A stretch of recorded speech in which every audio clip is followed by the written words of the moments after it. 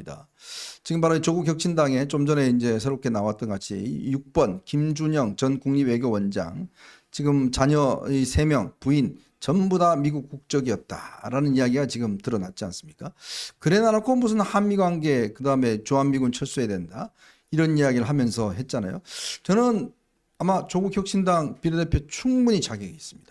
저 정도는 돼야 저 정도는 돼요. 저 정도 안 되면 저 아마 끼기 예. 어렵습니다. 예. 조국하고 막상막하네요. 네. 어. 바로 이제 저 정도는 돼야지만이 자격이 주어지는 거지. 아, 괜찮아요. 자, 1번 이 지금 이 이종근 변호사 지금 박은정의 남편이죠. 정말 황당한 소식이 오늘 하나 보도가 됐습니다. 본인이 현직 때 대검 형사부장할 때 사건을 지휘하고 보고받았던 사건 이게 있습니다. 이게요 코인 V 글로벌 코인 사기 사건인데요. 그 피해액이 2조 8천억인가요? 2조 8천억입니다. 네. 피해자가 5만 명이에요. 네. 자, 이 사건을 당시 수원지검에 수사를 할 때 대검 형사부장이 이 사건을 지휘했다고 합니다. 그런데 문제는 당시 주범이 기소돼 징역 25년을 확정받았어요. 근데 뒤늦게 V글로벌 관계자 광모 씨가 기소가 됐는데 이 작자가 바로 이 그 옷을 벗자마자 변호사가 되자마자 작년 3월에 개업하면서 이 곽 씨 사건을 맡았다는 거예요. 자기가 대검 형사부장으로 있을 때 지휘한 사건을 그 피의자를 본인이 바로 이 옷을 벗자마자 변호사로서 수임을 해서 변호를 했다는 겁니다. 야, 이게 지금 피해액만요 2조 8천억에다가요. 지금 뭐 이 피해자만 5만 명에 달하고 있습니다. 그러니까요. 이게 네. 이런 거 아닙니까? 검사는 그 코인 사기의 이 피의자들을 철저하게 신속하게 추적해갖고 죄상을 낱낱이 밝히고 기소를 해서 신속한 재판을 통해서 중죄를 받도록 해야 되는 게 검사의 역할인데 네. 그때 취득한 정보를 가지고 와서 이제 그들을 보호해주고 변론해주고 비호해주고 형량을 깎아주는 쪽으로 지금 기능을 한다. 네. 그거 아닙니까? 그래서 감독님 그 제가 오늘 아침에 오늘 저는 고맙습니다. 요새 매일 대검찰청으로 출근하고 있습니다. 아이고. 어제는 양문서 때문에 갔다 오고요. 도장 오늘은 찍었다. 저 박은정 이제 수혜 아저씨가 다 알아보고 그냥 또 안녕하세요 그러더라고요. 내일은 또 뭐 안 가십니까? 내일 또 김준혁 때문에 갈지도 근데 모르겠는데. 저거는 뭐냐면은 이 범죄 수익임을 알면서 그 수임료를 받잖아요. 네. 이거를 저희 팀에서 저희 그 2조 심판 특별위원회 법조인들이 많습니다. 네. 법리 검토를 다 해보니까 죄가 성립된다. 그래요? 무슨 죄가 성립되는가?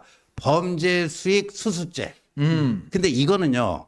대한민국 그 사법사에 있어서 한 번도 저거로 고소고발이 이루어진 적 없고 저도 또 생소하네요. 예, 유죄 판결을 받은 적이 없어요. 근데 저게 범죄 수익 은닉에 관한 뭐 규제 뭐 그런 뭐 법이 있습니다. 그 법 중에서 이제 범죄 수익 수수죄인데 이 법률 선진국인 독일의 경우에는요. 많은 변호사들이 저걸로 처벌받은 선례가 있더라고요. 그리고 저희들이 논문을 찾아보니까 경북대 로스쿨 교수 중에서 현행법에서도 얼마든지 저걸로 의율 가능하다. 이런 주장이 실린 논문까지도 저희들이 다 참고를 했습니다. 네. 그래서 저거를 반드시 해야 됩니다. 반드시 해가지고 지금 이종근 같은 사람이 말이죠. 자기 검사 시절에 취득한 노하우를 가지고 와서 이제 저기를 하는 건데 저희들이 요번에 그다음에 감독님 그거 하나 또 보여주세요.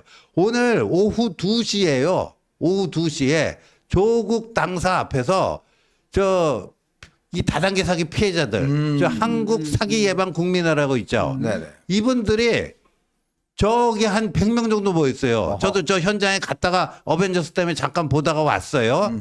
근데 조국에 대한 공개 질의서를 냈습니다. 네네. 그 뭐냐? 이종근이 그 휴스텐 코리아 네. 다단계 사기 범 비호하면서 받은 수임료 22억 있잖아요. 네네. 그게 범죄 수익인지 아닌지 조국 너는 뭐라고 생각하느냐? 어허. 그리고 이종근이 받은 그게 정관 예우인지 아닌지 너는 어떻게 생각하느냐? 그리고 너희 당의 1호 강령이 검찰 개혁인데 이렇게 문제투성이 그 박은정을 1호 후보로 공천한 것이 검찰 개혁 1호 강령하고 부합되는지 거기에 대한 입장을 밝혀라. 네. 그래갖고 저거를 딱 조국당에다 접수까지 한다고 그러더라고요. 자, 그러면 범죄 수익 은닉죄라는 게 네. 기본적으로 보면 그 돈 자체가 네. 범죄 수익임을 알면서 알면서. 알면서 수임료를 받았다. 이럴 때 성립하는 건가요? 그렇죠. 최근에 보면 헤라, 루나, 네네. 이 권도영 네. 이게 피해액이 5, 60조 원 되잖아요. 그렇죠. 국내 피해자만 한 30만 명 되더라고요. 맞습니다. 28만 명. 근데 그 권도영이가요. 이게 막 올라가다 이제 폭락이 막 시작되고 거의 99% 폭락하지 않습니까? 근데 폭락 전에 90억 원을 어디로 보내는지 아십니까? 국내 최대 로펌인 김앤장으로 보내요. 아, 그래요. 예. 제가 팩트 체크를 다 해봤어요. 폭락 직전에 90억 원을 국내 최대 로펌인 김앤장에 보냅니다. 지금 권도영의 국내 법률 대리인은 김앤장입니다. 이야. 그럼 그 90억 원은 어디서 나온 돈일까? 아하. 안 봐도 뻔하잖아요. 권도영이 코인 사기 쳐갖고 그 긁은 돈 아니겠습니까?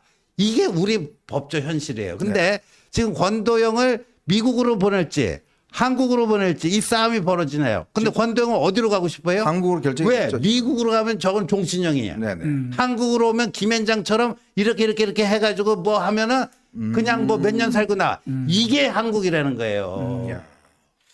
야, 그러니까 지금 보면 이종근이 지금 이 혐의가 지금 피해자들이 이제 나서고 있는 형국 아니겠습니까? 피해자들이 지금 이걸 보면서 부글부글 끓고 있는 거예요. 왜냐? 아니, 남편은 이렇게 돈 끌고 대고 가고 부인은 이제 비례대표 1번에서 국회의원 하고 더군다나 부인은요, 지난 1년 9개월 동안 정말 한 번도 출근한 적이 없습니다. 더군다나 이번에 박은정은 어떤 사람이냐면 성남지청장을 했어요. 성남지청장을 할 때 그때 성남 FC 사건을 가지고 당시 분당경찰서가 이거를 3년 동안 뭉갰습니다. 그러다 무혐의로 올렸어요. 근데 무혐의로 올렸는데 그걸 박하영 차장검사라는 사람이 있어요. 이 사람이 나이가 지금 한 이제 48쯤 되나요? 그리고 굉장히 조용하고 차분한 사람이래요. 아주 정치적으로도 중립적인 사람이고 이 사람이 살펴보니까 이게 뭔가 문제가 있다는 거예요. 자, 그래서 FIU에다가 이 금융장 정보를 요청을 해야 된다라고 당시 김호수 검찰총장이 요청을 하니까 네. 김호수가 거절을 합니다. 그거 뭉개버렸죠. 이거 안 뭉갠다. 그리고 이거 지금 수사해야 됩니다. 밑에 있는 부장검사, 밑에 있는 일선 검사들이 다 똑같이 이야기를 해서 박은정한테 가서 자, 지청장님 이거 수사해야 됩니다. 이거 문제가 좀 있어 보입니다. 라고 하니까 박은정이 그거 내가 볼게요. 라고 자료를 가져가 버렸대요. 4개월 동안 자료를 주지도 않고 수사를 안 합니다. 그래서 박하영 당시에 차장검사가 검사들 그 단톡방 E+라는 데 글을 남겼습니다. 이제 더 이상 할 일이 없다. 이러면서 본인이 사표를 내버렸어요. 자, 그 공로로 결국은 이 박은정이 당시에 이제 승승장구하다가 결국은 이제 정권이 바뀌면서 광주지검 경제 그 사본부장으로 발령이 나니까 하루도 가지 않은 겁니다. 자기 공황장애라고. 네. 그러면서 결국은 이번에 1번을 했잖아요. 아니 공황장애에 걸렸다고 그러면서 검사는 못하는 사람이 국회의원 할 수 있겠습니까? 그렇죠. 그리고 공황장애 이것도요. 사실은 제가 본인이 1년 9개월 동안 출근 한 번도 안 했잖아요. 네. 근데 그것도 병가라고 그러는데 이 병가 진위 여부도 살펴봐야 됩니다. 왜냐하면 그때 제출한 이제 그 병력 그 기록이 있다 그러더라고요. 네. 근데 이게 실제로 진단서 받은 건지 아니면 본인 가로를 만든 건지 아니면 의사가 가로 써준 건지 이게 확인할 필요가 있어요. 왜냐하면 조국 대표한테서 지금 사사받아서 1번 받은 거 아닙니까? 네. 그렇다면 조국 대표가 했던 수법이 그거예요. 부인 정기식 여사가 병원 입원했을 때 그 병원 진단서가 가짜 논란이 그때 있었습니다. 어허. 그렇죠? 그래서 이게 신경과 본인이 스트레스 때문에 그랬지만 실제로는 정형외과에서 그 진단서를 받았었어요. 아. 근데 이런 것들도 보면은 아마 조국 대표한테 병원에서 가짜 진단서를 떼서 버티는 이런 수법도 노하우도 아마 박은정 검사가 전수받아서 그거를 활용하면서 출근하지 않았고 그걸로 1억을 벌지 않았을까 이것도 밝혀야 될 대목입니다. 이러니까요. 정말 이 조국 당이 지금 굉장히 위기에 처한 것 같습니다. 지금 조국이 남편하고 뭐 부인하고 좀 다르지 않느냐. 뭐 서로 이렇게만 해명을 하고 본인이 그동안 또 우리가 조국이 참 뱉어놓은 말이 많지 않습니까? 그렇죠. 뭐 이 전관범죄라 그러고 전관 얼마나 비리. 공격을 많이 했습니까? 근데 정작 자기 당의 일본이 이런 게 있으니까 지금 말을 못 하는 거예요. 네. 그리고 지금 박은정이 어떻게 언론사에서 공황장애를 알아서 기사 쓰냐라고 했는데 알고 봤더니요. 그 소송을 했습니다. 본인이 그 법무부를 상대로 해서 이제 휴가 그만하라고 그러니까 소송을 했어요. 그 소장에 다 나옵니다. 다 공황장애라는 병명이 나와요. 네. 그러니까 그걸 알면서 언론에서 어떻게 하느냐 그런데 소장 보고 알았지 어떻게 알았어. 참 저는 보면 이게 지금 아까 우리 이야기했던 6번 뭐 거기에 황운하도 있고요. 또 신장식도 있고 뭐 다 있잖아요. 그렇죠. 그러니까 이 당의 성격 자체가 정말 이거는 국민들이 도대체 이자들을 뽑을 수 없는 거 아니겠습니까? 그러니까 조국도요. 지금 이 누구야 이종구 문제에 대해서 국민 눈높이에 안 맞다. 이렇게 조금 지금 말을 애매하게. 자세를 낮췄어요. 그러면서 예. 암만 부부래지만 남편과 이제 부인은 다른 거 아니냐. 이게 이제 그 박은정과 이종근을 분리를 시키려고 그래요. 네. 근데 박은정이 뭐라 그랬죠? 아니 이게 무슨 정관예우냐. 우리 남편이 40억 갖고 1년에 40억 번 거 갖고 정관예우라고 하느냐. 160억 정도는 벌었어야지 정관예우라고 하는 거 아니야. 여기에 대한 조국 네 입장을 밝혀.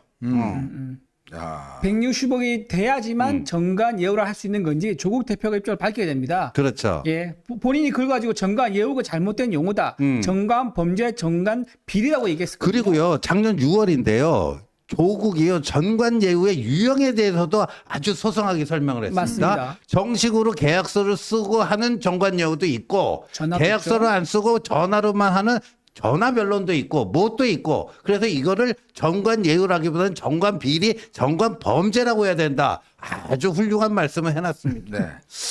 자, 제가 이거 이 단톡방에 여러분 이 방에 자꾸 강선우 이야기를 올려주시길래 이게 뭔 이야기인가 해서 제가 찾아봤더니요. 조금 전에 일요서울이라는 언론사에서 이런 기사를 하나 올렸네요. 남평호 그 새로운 미래 강서구 갑 후보가요. 오늘 기자회견을 열었다고 합니다. 열었는데 강선우 민주당 후보가 쌍방울 김성태 회장과 부적절한 의혹에 관해서 뭐 폭로했다라는 걸 남녀 관계 말하나요? 예, 뭐 그런 것 같습니다. 아. 뭔지는 아직 저도 뭐 정확히는 모르겠는데 최근에 또 이재정 후보에 대한 뭐 여러 가지가 또 나오더니 이재정 불륜에 네, 나왔죠. 강선우 후보에 대한 또 이런 문제가 나왔는데 뭐 저는 일단 그 기사만 읽어 들었습니다. 뭐 저한테 나중에 문제 삼지 마시고 그럼 뭐 뭔지 한번 나중에 또 살펴봐야 될 것 같습니다. 자, 참 보면 참 점입가경입니다. 이런 걸 보고 우리가 점입가경 이야기를 하나요? 조국의 그 정당에 이 급조된다 보니까 이런 게 있고 예. 참 조국이가요. 참 어제 그 나와서 김어준하고 나와서 감옥 간다. 감옥 가면 뭐 하겠냐? 푸시업하고 스쿼트하고 플랭크하고 그다음에 책도 읽고 이런 거 하겠다는데 조국의 감옥이라는 것은 스포츠 센터인가요? 그렇죠. 조국은 그 부인이 저때 사실 징후가 있습니다. 부인이 감옥 갔을 때도요. 자기 SNS에서 턱걸이한 사진을 올린 적이 있어요. 맞아요. 네네. 그 부인 배우자가 감옥 가서 얼마나 참 슬픈 일입니까? 변론도 준비 잘해야 되고 옥바라지도 해주고 이래야 되는데 본인은 옥바라지가 아니라 스포츠 센터에 가서 몸을 만들었었거든요. 그 연장성산에서 그럼 뭐 너가 감옥 가면 어떡할 거냐 이거 물어봤더니 그럼 나도 그럼 감옥 가서 운동하겠다. 피트니스 클럽처럼 하겠다라고 했는데요. 제가 보기에는요. 조국 대표는 감옥 가시면은 감옥에서 저런 운동기구 뭐 쓸 수 있습니다. 그뿐만 아니라 약간 심리 상담, 정신 상담도 같이 받으셔야 될 것 같아요. 조국의 세계관은요, 일반인들이 이해할 수 없는 너무나 독특한 세계관이기 때문에 좀 감옥에 있으면서 전문가의 상담을 받아서 좀 일반적인 세계관으로 돌아올 수 있는 그런 치유도 같이 필요하다. 그 말씀 드리고 싶어요. 근데 제가 봐서는 저 조국이 깜빵 가면 이제 1단계가 몸을 만드는 거고 2단계는 돈 땡기는 겁니다. 그렇죠. 예? 그 배우자가 그렇죠. 예, 맞습니다. 그 영치금 비즈니스하고 네. 조국의 그 옥중 비즈니스 이거 장난 아닐 겁니다. 이제 영치금 뭐 땡길 아마 거죠. 기록 세울 것 같은데요. 그다음에 무슨 뭐 이상한 또 글 좀 뭐 깨작깨작 해갖고 또 옥중 수기 뭐 옥중수기 네. 조국의 옥중수기 예. 옛날 뭐 신영복의 뭐 감옥으로부터의 사세 뭐 그런 것도 패러디 흉내내고 뭐 해갖고 할 거예요. 감옥으로부터의 모금. 감옥으로부터의 모금.